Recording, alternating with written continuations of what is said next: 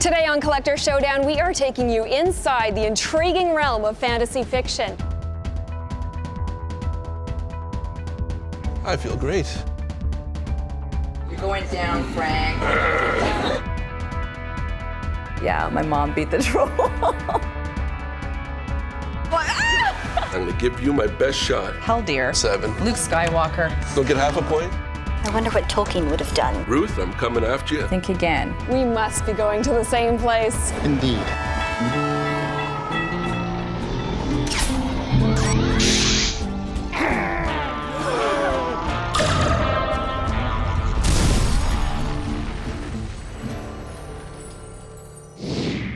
We are here at a Lord of the Rings gathering because it's the perfect place to stage a showdown. 2 fantasy fiction collectors will compete for the chance of winning a once-in-a-lifetime mystery prize. On Collector Showdown, there are 2 challenges. First, a test of knowledge. Second, a test of skill. If our contestants are tied after the first 2 rounds, we go to a sudden death showdown. The prize will be a dream come true for only one of these 2 collectors. Will it be Ruth, the sentimental collector of fantasy memorabilia, or Frank, the avid collector of fantasy figures? You're just gonna have to watch and find out. People who like fantasy are eclectic readers. Fantasy is Beowulf, it's ancient texts. Fantasy, of course, is C.S. Lewis and J.R.R. Tolkien, J.K. Rowling and the Harry Potter universe. Even things we think of as science fiction or horror, like H.P. Lovecraft, like Star Wars, actually fit under the umbrella of fantasy. Fantasy has always been popular, but there's something new now. I think we really have, more than anyone, George Lucas to thank for bringing special effects to the level that they are now. Now that we can have CGI Gollum or Aslan, or for that matter, Yoda, we see a whole new group of people drawn into the literature through the cinema. And I think the cinema is responsible for a flourishing, a renaissance of interest, not only in the films, not only in the books, but all the things that come with that, including merchandising, including collecting. Fantasy collections run the gamut, from first edition prints of books to things like miniatures, autographs, particularly now that fantasy has become such a cinematic presence. And there are fan-made creations that people collect as well. Things for costuming, for example, things for different kinds of gaming. Events like this, the Gathering of the Fellowship, are a worldwide phenomenon. Any given weekend, there is an event like this being held someplace in the world. The international nature of this fan base really is an ingredient of creating a family, a global family of fans and collectors.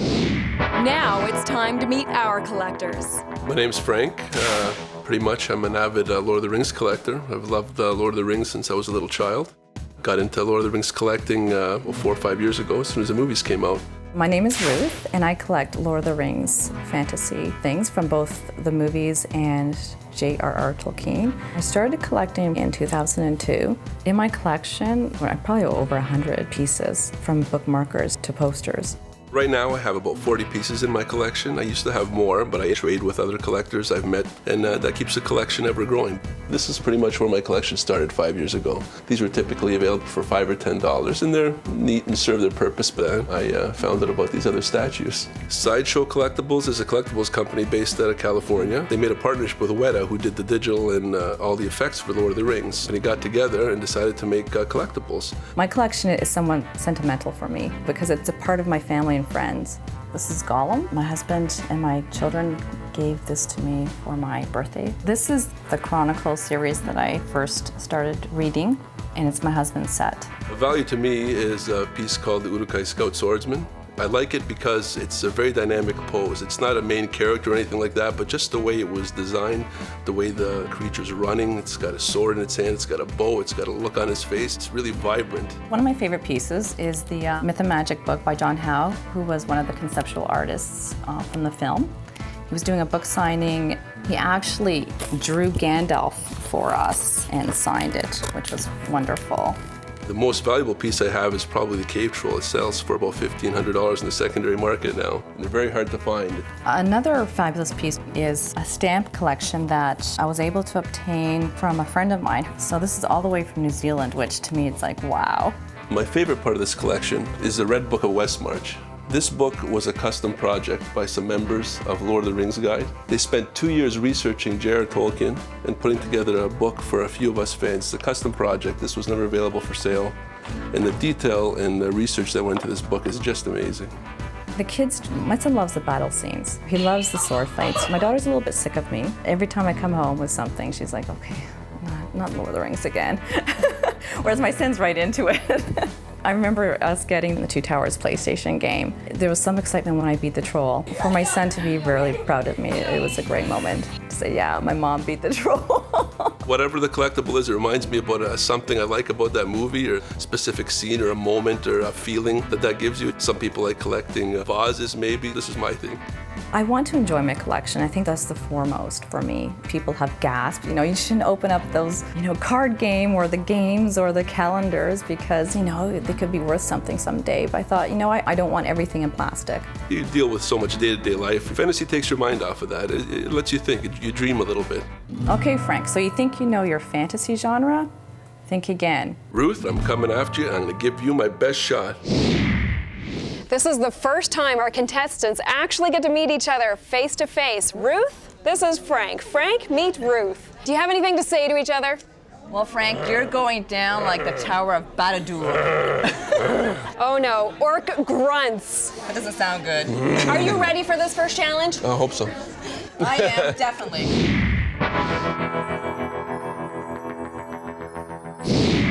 I have 9 questions in my hand that I will ask of each of you. I want you to write your answers down on the cards provided and find out who will win round 1.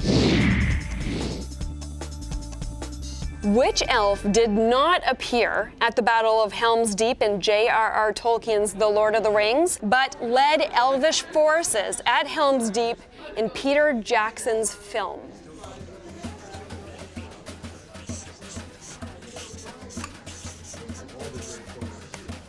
Ruth, what is your answer? My answer is Haldir. Frank, what is your answer? My answer is Haldir as well. And the answer is Haldir. You both got it right. You're tied 1-1. Craig Parker, who's actually here at the gathering of the Fellowship, played the role of Haldir. In the movie, his role was greatly expanded so that he led the forces at Helm's Deep, which is something he didn't do in the book. What is the name of the literary circle to which both J.R.R. Tolkien and C.S. Lewis belonged?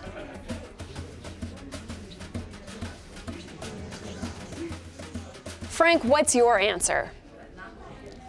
Gathering. Ruth, what is yours? The Inklings. The Inklings.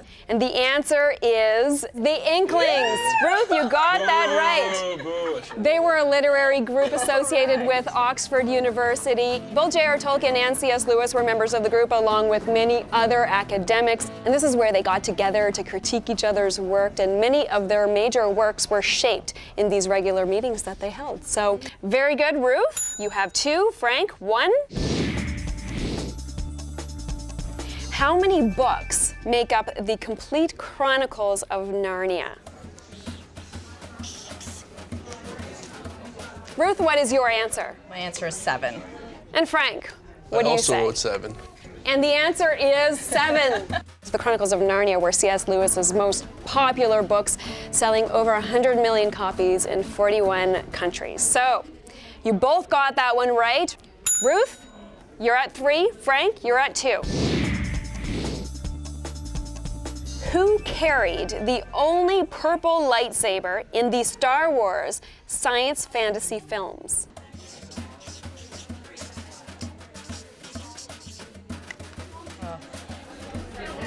Guessing. Frank, what is your answer? Mace Windu. Ruth? Luke Skywalker. Luke Skywalker? And the answer is Mace Windu. Frank, you got that one? That was easy, yeah. Now you're both tied 3-3. Mace Windu is the legendary Jedi Master and one of the last members of the Jedi Council. Samuel L. Jackson played him in the movie, and he actually requested that of George Lucas, that he could carry a unique lightsaber so he would stand out in a crowd. So, congratulations, Frank. What is the name of the Lord of the Rings illustrator who painted the covers of the 2 illustrated editions of the Silmarillion?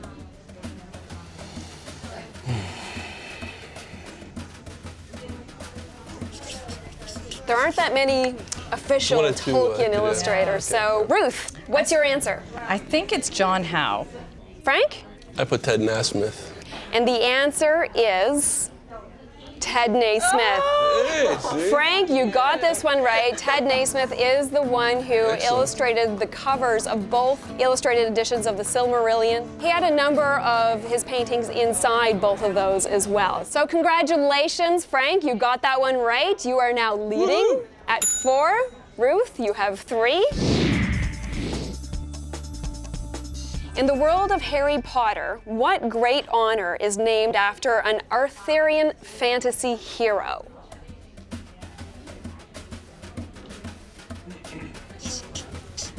Oh, man. Well, Frank looks confident. Frank, what's your answer? I wrote Order of the Phoenix. And Ruth? Oh, I said knighthood. Knighthood, the answer is the Order of Merlin. Oh, okay. Neither of you got that one right, and that is a great honor bestowed upon great wizards who are able to promote living harmoniously with muggles, and those are people without any magical abilities. And Professor Albus Dumbledore held the Order of Merlin. So, Frank, you're still leading at 4. Ruth? Don't get half a 3. point. What type of talking animal impersonated Aslan the lion in one of the later Chronicles of Narnia books? A type of animal impersonated him? Yes, it was a talking animal.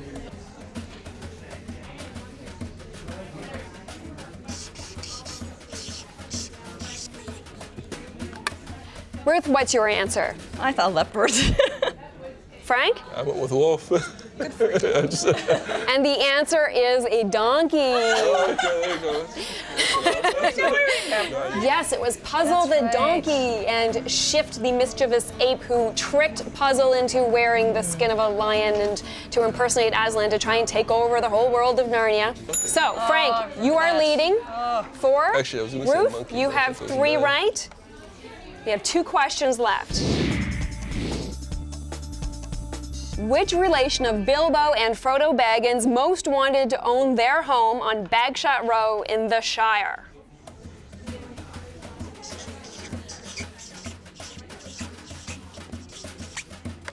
Frank, your answer? Lobelia Sackville Baggins. I just had Ruth? Sackville Baggins. Sackville Baggins, it was the Sackville Baggins who wanted to take over the home of Bilbo, which later became the home of Frodo. Of course, it went to Samwise Gamgee in the end, but Lobelia wanted it very badly. So there's 1 question left. Frank, you have 5. Ruth, you have 4. Frank, if you get this one right and you don't, you win this one. Ruth, if you get this one right and we tie in round 1, the winner of round 2 will take all. After whom did C.S. Lewis name the character Lucy in The Lion, the Witch, and the Wardrobe?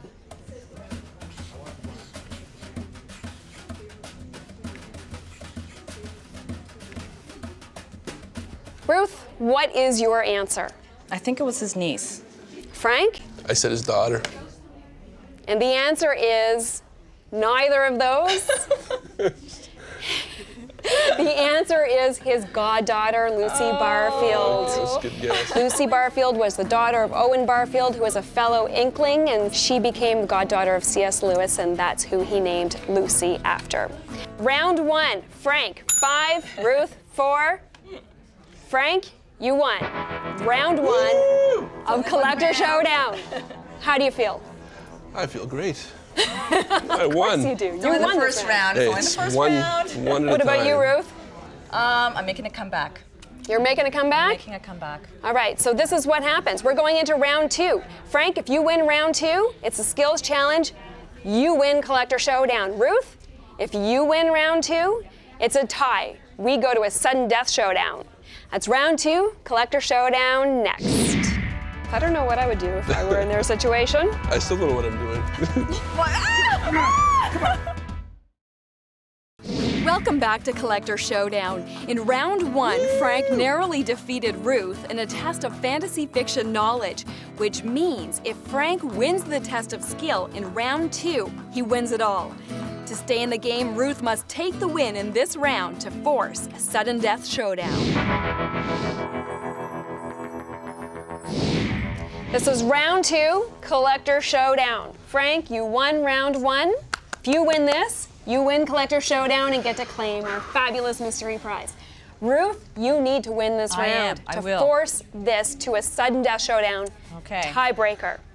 So Frank, how do you feel? I don't know, I'm kind of nervous looking at the table here. You should be. Ruth? I'm excited. You're Very excited? Yes, can't wait. Let's go. Excellent.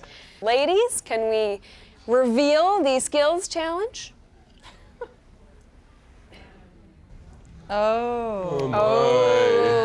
Okay. You are Interesting. both going to build a beast of legend. You have many tools in front of you. Play-Doh, you have feathers, sequins, and markers, and little tiny pom-poms. And these materials here, if you both want them, you're gonna have to fight over them. So you're gonna have to build a beast of legend. You're going to have to name it as well. And you're also going to have to use your imagination because you're gonna give it magical powers. But before we start, I want to introduce our expert judge, Amy Sturgis. Come on in. Hi. Amy Sturgis is a scholar and professor of science fiction and fantasy from Belmont University in Nashville, Tennessee.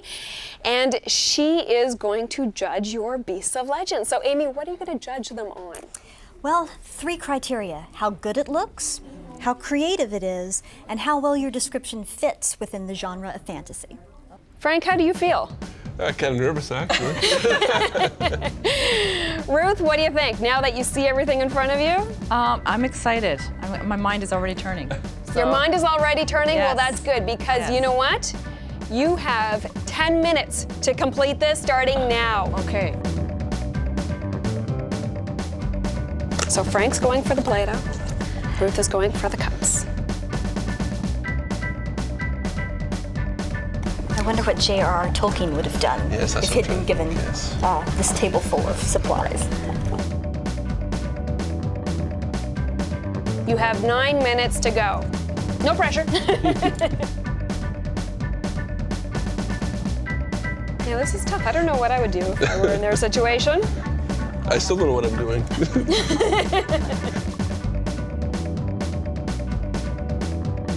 And remember, you have to come up with a name and magical abilities for them. So while you're building, rack your brain and think of a name for your beasts of legend. Okay. Is that a breathing tube, I wonder, Frank? I still don't know what I'm building, but we're working on it. We are coming up to the halfway mark. 5 minutes down, 5 to go. Frank, is this a planned Well, the thing? important thing, it looks that way. It's not really. Or are you just winging it? I'm winging it as I No go pun along here. intended. Yes, no. Sparkle action is fun, pom-poms in here. but I can't bias the judge, so. Oh, really? Oh, Yeah, no, I can't bias the that's what I judge. was hoping for. Looks like there's some beast of legend surgery happening. You have 3 minutes to go. Check out the mouth on this beast.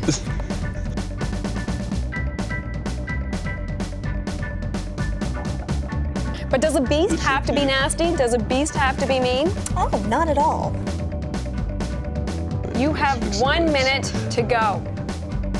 Frank, if you win this, you're the winner of Collector Showdown. Ruth, this is the round that determines whether or not you force a sudden death showdown tiebreaker. We are at 10 seconds. 9, 8, 7, 6, 5, 4, 3, 2, and 1. Put down your crafts. Ruth, please introduce us to your beast of legend. Well, this is Wingwise, and he is a bird. He is able to fly over. He has special vision, and he also has laser, and he can destroy his enemies with his laser eyes. Oh, wow. And he's very wise as well, but his talons are also dangerous, and that's why I have them out like that. He could destroy his enemies with his talons. Yeah, so that's Wise Wing. Wise Wing. Wise Wing. All right, so we've met Wise Wing. Frank, please introduce us to your beast of legend. I like to call this scary beast the Bow Blob. Basically, the Bow Blob, yes. Basically what happened is Gandalf and the Balrog fought, and Gandalf defeated the Balrog, and Gandalf was reincarnated as Gandalf the White. So now the Balrog was reincarnated as the Bow Blob. So he has his fire whip back and his fire sword, but now he also shoots lightning balls out of his butt. Lightning balls out of his butt. Yes. So he's got this big tube here, and they shoot right out. Amy, you know, you tell me what you think. I like wing-wise, the sense of action that you get from this particular beast of legend. You can see things happening, coming from the eyes, coming from the talons, and you can imagine him being both light on the wing and sparkly, which is always nice, moving through the sky. And the nose is a nice touch too, the little beak going on. So that's a very impressive beast of legend. And now Frank's. The Bow Blob has a lot going on there. I like the fact that he ties in so clearly to pre-existing legend, and he's got weapons on both hands, and of course the special action that he has there. What does it do again, Frank? It shoots lightning balls out of his butt. Lightning balls out of his butt. That's something to reckon with. I wouldn't want to meet either of these in a dark alley. That's all I can say. So just to recap though, Frank, you won round 1. If you win this, then you win Collector Showdown and our fabulous mystery prize. Ruth? I know. It's not a clear winner here, so you could still win this if you force a sudden death showdown tiebreaker. Amy, this is the time when you have to tell us which one is the winner. Choice. You have to choose one. They're both very creative, and they both look great. But I think I'm going to have to go with the Bow Blob because he's hanging together well, and he has a very coherent story behind him that ties into lots of things. So, going to have to say the Bow Blob. The Bow Blob, Frank, you are the winner of Collector Showdown. How do you feel? I feel great, and I have to thank my family, because if I didn't win this, my daughter would kill me. Because my daughter's very artistic, and if I lost this, I wouldn't hear the end of it. Frank, you are going to find out what our mystery prize is very shortly. But before we tell Frank all about the amazing prize pack we have for him, we wanted to give Ruth something memorable for her efforts. Bruce Hopkins, who plays Gamling in the Lord of the Rings movies, and Craig Parker, who plays Haldir, are attending the gathering from their native New Zealand to meet their fans. And we know Ruth is dying to meet them. Ruth, I'm so sorry. You didn't win, but did you enjoy yourself at least? I had a blast. It was amazing. Thank you so much. You definitely put up a good fight, and there are a couple of people here who want to meet you.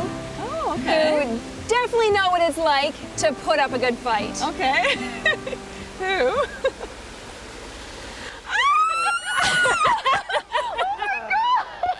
I'm sorry. In case you don't recognize them, Craig Parker, Bruce Hopkins, otherwise known as Haldir and Gamling. We run your consolation prize. I'm sorry.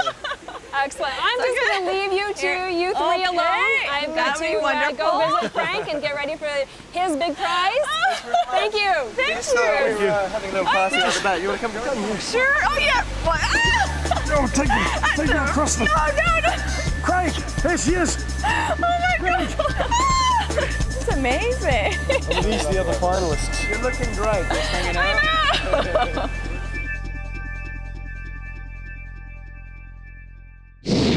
Frank, congratulations. You are the winner of Collector Showdown. How do you feel? I feel amazing. I'm surprised I won, actually. It was a great experience. I loved it. Well, that was quite the weapon coming out of your Beast of Legends butt. I think that might have been a clincher. So you're probably wondering what you won. Yes, I am. Well, we've got quite the prize pack for you. First of all, we have 2 tickets to go see Lord of the Rings musical in Toronto, courtesy of Mervish Entertainment. Excellent. There you Awesome. go. Have you seen that No, yet? I haven't, and we were planning on seeing this, my wife and I. This is perfect. Excellent. And then in my hand is prize number 2, Minas Morgul Sideshow figurine. Oh, that's beautiful. That's just, we were just talking about this in the lobby, that we were thinking about getting one of these, and I can't believe this is one of the prizes. So you It's just want, this beautiful. is one that you wanted. This is absolutely something I wanted, yes. But this isn't all there is. There's another more? part to the prize. There's actually the main prize. Ted Naismith, come on out. Ted Naismith is one of a small handful of artists accepted by Tolkien publishers. His work was first printed in a 1987 calendar. The art was so beautiful, Naismith's paintings were used on the covers of The Hobbit and The Lord of the Rings paperback in 1996. Naismith's crowning achievement was creating all of the artwork for the first illustrated hardcover of The Silmarillion, an unsung Tolkien masterpiece. You can buy one of his paintings if you like, but be prepared to shell out about $8,000. I understand that you're quite the trivia buff and that you got my name right when you answered the question correctly. So I have done a little drawing on your behalf. That's absolutely awesome. An original That's sketch absolutely awesome. by an official Tolkien illustrator That means a lot. for you. There you go, one of a kind. Thank you so much. I love that. I love it. So describe this for us, Ted. Yeah, this is my interpretation of Minas Morgul, the realm of the Nazgul, as we all know in The Lord of the Rings. Congratulations, what do you Thank think? you so much. I'm speechless. That's just absolutely beautiful. Absolutely gorgeous. Thank you so much for playing. Thank you very much. Thank you all. It's just awesome.